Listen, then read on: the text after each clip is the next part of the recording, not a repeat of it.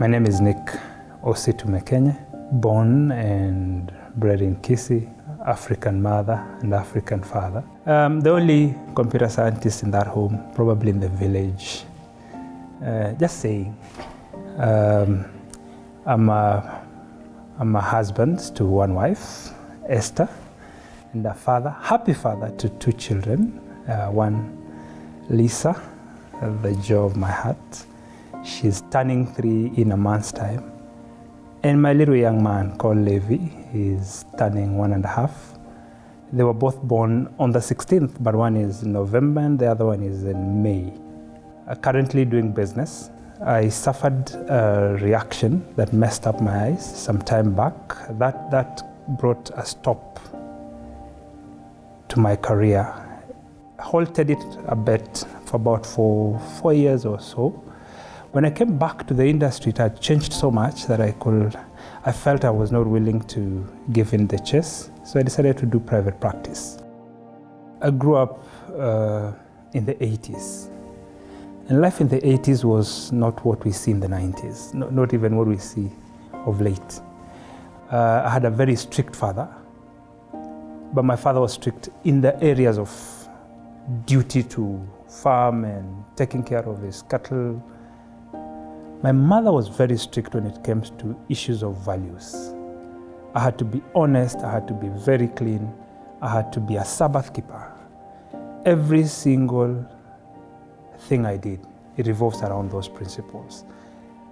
Being the eldest of the boys, the standard was high. And my mother was a teacher then. Now she's retired. My dad was a banker. My mom had all the time with us. She ran us left, right, center to make sure that we are who we are today. Like they always say, we'll not be here without our mothers. She taught me Jesus. She taught me faith. She in fact, not teaching, she pushed it. When I couldn't understand where we're heading to, she made sure that I had to get it. I happened to meet a lady who is my wife now, Esther, in 2009. Esther and I are very different. Very different in the sense that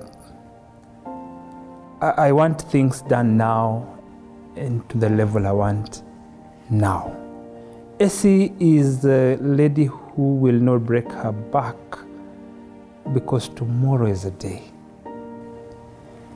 If the clothes piled are not on her bed, that doesn't take away anything from her sleep.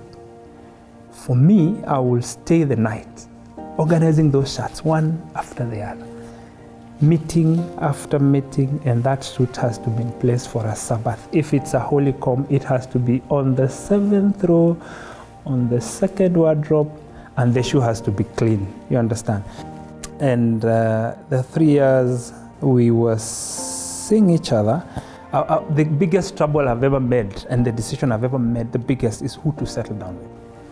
I mean, trying to match these qualities to some humble, kind, respectful, urban girl, able to do all these things, was impossible. I mean, it's something that I used to tell myself, having had about 30-something relationships. I would do 3 more to hit 40 of something. But when Essie came in, something else also happened. I suffered a reaction. And that reaction took me long before I could come out of it. It was life-threatening. It took me to ICU close to a month. Steven Johnson syndrome. For those who know, probably about 10, one survives. And that one person who survives, probably blind or organ failure, kidney stuff. I went through that. Only thing I lost is my hearing on the right and my tear glands. But also what I didn't lose is a woman. Essie stayed with me for 3 years. Despite the fact that we were not married, she chose to stay.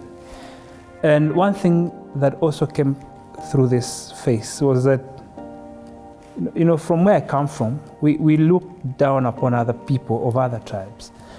And one of the cultures we do believe deeply upon is the fact that being kissy,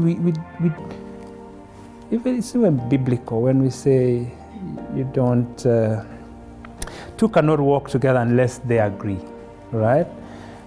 So we don't tango unless we are on the same level. I mean, kissy is so deeply rooted in the Bible, but you can confirm that later. So Essie is not kissy. Essie is from central Kenya. And this country has a way to make us believe that indeed it would be unfortunate to try and settle if you're not from the same. But that is a talk for another day. Essie stood in for me.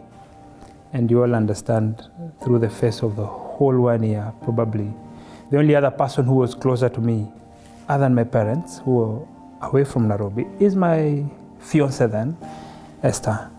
So everything will come from my parents to Esther. Esther will relay back. He's doing well. His eyes are seeing, but not so well. He can't drive at night. He probably cannot differentiate between a man and a woman passing because of the effect on the eye. But she stood in.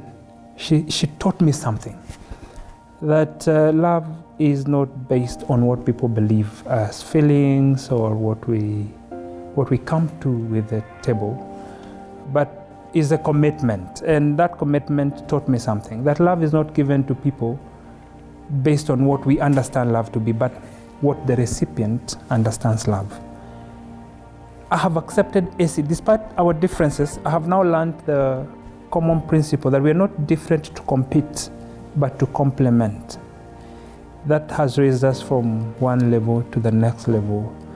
Basically now I look at Essie, not from what I want, but from what we are able to accomplish as a people.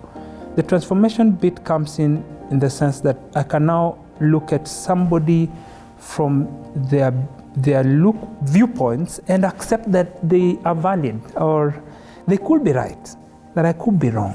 I'm now able to judge a bit more softly, that we are not able to do this, yes, but can we able to live with it anyway, because tomorrow is still a day.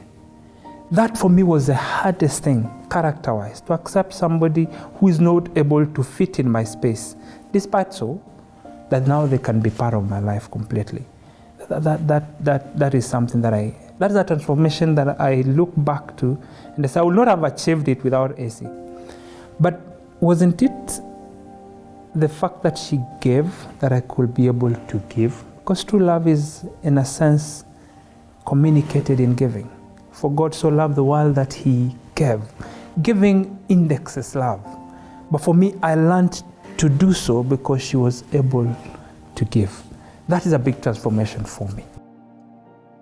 If we all would love to look at people not from our terms, but from a desire to see them better, our relationships will be different. The other day, just an example, the other day Essie and I were talking, and I think this happens a lot in families. We were saying, what will happen if we both died, for example? I said, no, we both can't die. What if I died? I, not me, but her. I said, yeah, we can talk about that. And she said, if I die, you don't know my sisters.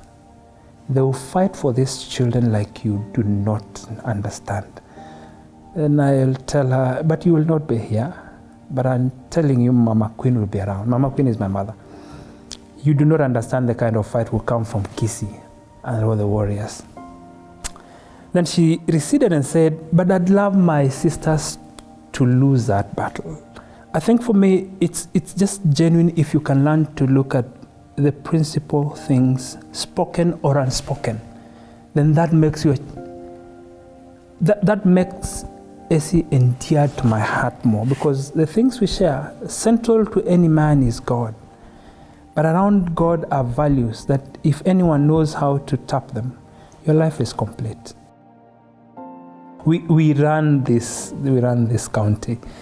My good friend Don and I, we measure our Sunday in kilometers. Good